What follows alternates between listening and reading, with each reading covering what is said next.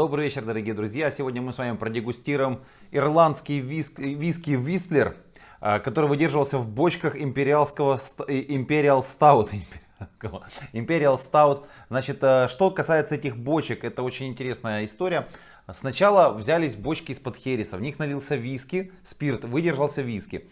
Слился спирт, и эти бочки были отправлены на пивоварню, в которой налился этот Imperial Stout, выдержался Stout, слился Stout, и вернулись бочки на винокурню. В этот момент смешались три вида виски. Смешался Single Malt, Single пшеничный виски и смешался Single Grain виски, цельнозерновой. В пропорции 35 Single Malt, 50% пшеничного виски и получается 15% Single Grain. То есть вот такой бленд сделал. И этот бленд выдерживался, каждый из этих виски выдерживался по 4 года в бочке первой заливки бурбона. И после этого они залились в бочку стаута, ну вот эту бочку шерри, хереса, в которой был стаут. Этот бленд залился еще на год, и год выдерживался в этой бочке.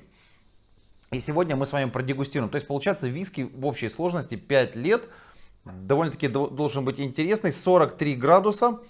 Цена у него порядка 50 евро на официальном сайте. Давайте попробуем.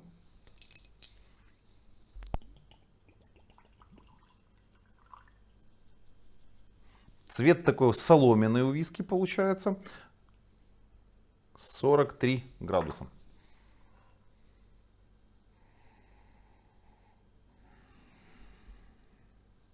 Маслянистость.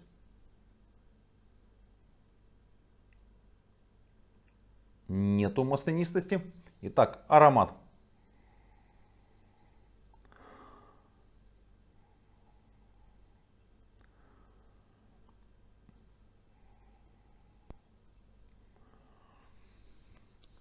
На самом деле интересный аромат. Аромат вот такой вот получается, крепость бьет в нос. 43 градуса, это удивительно, она бьет в нос.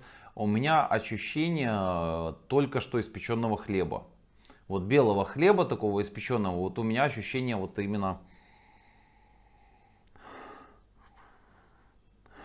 Да, вот у меня ощущение белого хлеба. Испеченного белого хлеба это интересный такой аромат получился. Мне на самом деле интересный аромат. Пробуем по вкусу.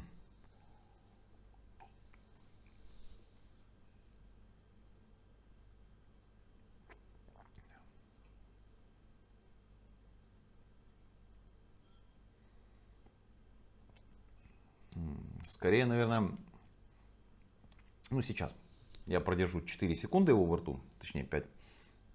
И расскажу вам. Но очень интересное послевкусие, оно сливочное. Вот когда пишут сливочное послевкусие, вот именно благодаря этому виски я узнал, что такое сливочное послевкусие. Потому что часто ты читаешь в описаниях экспертов, которые пишут сливочные виски, еще чего-то. Вот впервые в жизни я дегустирую сливочные виски. Вот сливочное, у меня ощущение, что сливки во рту. Ну что.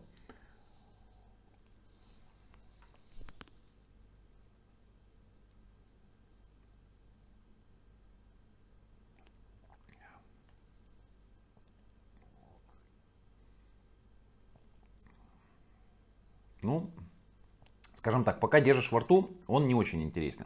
Ты ощущаешь крепость и сладость. А вот как раз все действие начинается после глотка.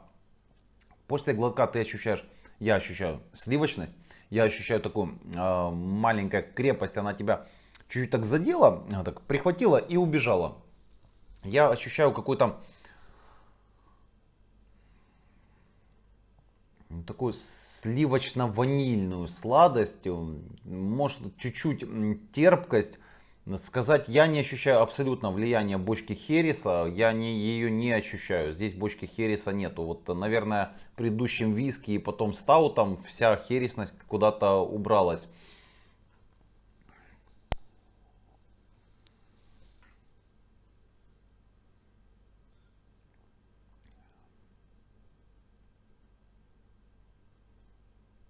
Да, самое интересное, в глотке даже горечь какая-то появляется, вот горечь, которая, вот сейчас есть горечь, и сейчас сменяется она на сладость. Сменилась на сладость, на сливочную сладость. Я вам так скажу. Виски, в принципе, интересны. Я думаю, что плохой рейтинг на виски Base это просто из-за цены этого виски. Потому что 50 евро, наверное, дороговато за этот виски. Но, в принципе, он интересный. То есть, вот если бы, наверное, там где-то 35-40 евро, это была бы вообще отличная цена за этот виски. Да, я думаю, что 35-40 евро, потому что 50 евро это уже Аберлоу 12 лет, и Аберлоу 12 лет это уже более серьезно. Но вот я не могу сказать, что это плохой виски. Друзья, если вы увидите где-то в ваших путешествиях по миру, увидите Whistler Imperial Stout в районе вот 35-40 евро, это хорошая цена, это можно купить, попробовать. Я на сегодняшний день впервые почувствовал такой сливочный виски с горчинкой. Наверное, это от стаута горчинка передалась. Ничего плохого я про него сказать не могу. Ну, кроме, наверное, что завышенная цена. Друзья, хорошего вечера. Ставьте лайки, оставляйте комментарии. Кто дегустировал, мне интересно ваше мнение. Оставляйте... Вот сейчас даже ощущение пива пошло во рту. То есть послевкусие довольно-таки средней длительности и интересное. До новых встреч!